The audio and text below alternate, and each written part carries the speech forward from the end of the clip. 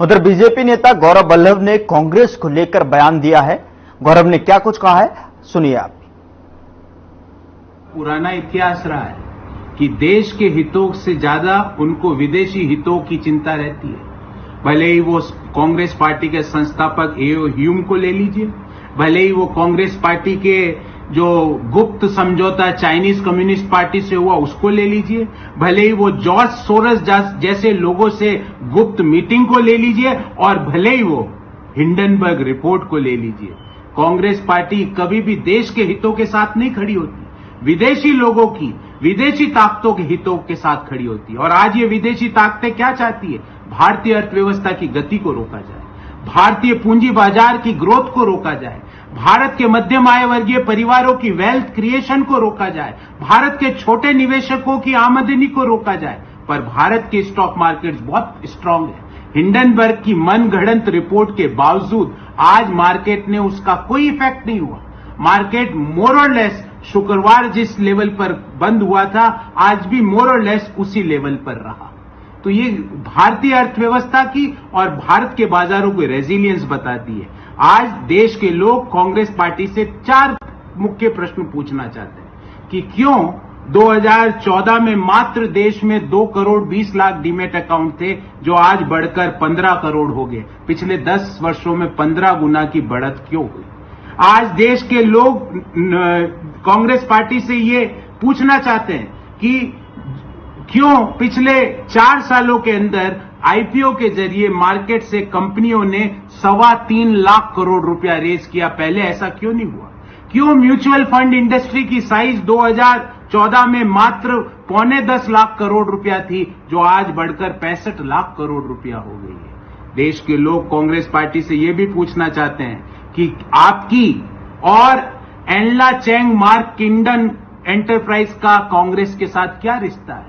कांग्रेस का ओसीसीआरपी की संस्था के साथ क्या रिश्ता है? कांग्रेस का Soros funded Open Society Foundation के साथ क्या रिश्ता है? क्यों कांग्रेस पार्टी हिंडनबर्ग रिपोर्ट के आने के चंद मिनटों के अंदर ट्वीट कर देती है, पर बांग्लादेश में जब सैकड़ों हिंदुओं के नरसंहार हो रहा है तो कांग्रेस पार्टी अपनी चुप्पी साधे हुए बैठी है?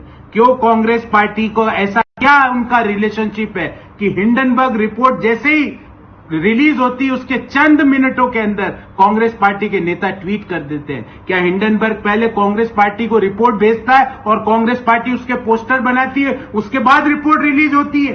देश ये भी जानना चाहता है कि जो राहुल गांधी जी ने चाइनीज कम्युनिस्ट पार्टी के साथ समझौता किया, उसका मसौदा क्या है? देश ये जानना चाहता है। क्यों कांग्रेस पार्टी आज मोदी जी का विरोध करते करते इस लेवल पर आ गई कि वो देश की आर्थिक प्रगति का विरोध करने लगी है? क्यों कांग्रेस पार्टी के नेताओं की जब संपत्तियां अभूतपूर्व तरीके से बढ़ती है, राहुल गांधी जी की जो संपत्तियां 2004 में 55 लाख रुपया थी, जो 2024 में बढ़कर 20.5 करोड़ रुपया हो गई, मतलब 20 सालों के अंदर 3,583% का इंक्रीज।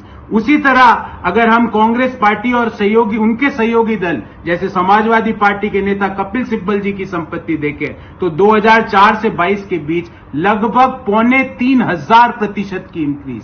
उसी तरह अगर हम अभिषेक मनु सिंघवी जी, जो कांग्रेस और आम आदमी पार्टी पता नहीं किस पार्टी के नेता है, वो 2006 से लेकर 24 के बीच 2,311% की वृद्धि हुई।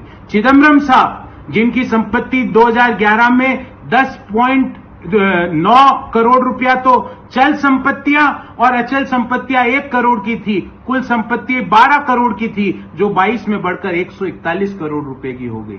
देश के युवाओं को ये फॉर्मूला कांग्रेस पार्टी कब देगी? और क्यों भारत की आर्थिक प्रगति, भारत के बाजारों की प्रगति के खिलाफ कांग्रेस पार्टी हिंडनबर्ग के साथ खड़ी है, देश की प्रगति के साथ नहीं खड़ी है? ये रिश्ता हिंडनबर्ग और कांग्रेस का ये रिश्ता क्या कहलाता है?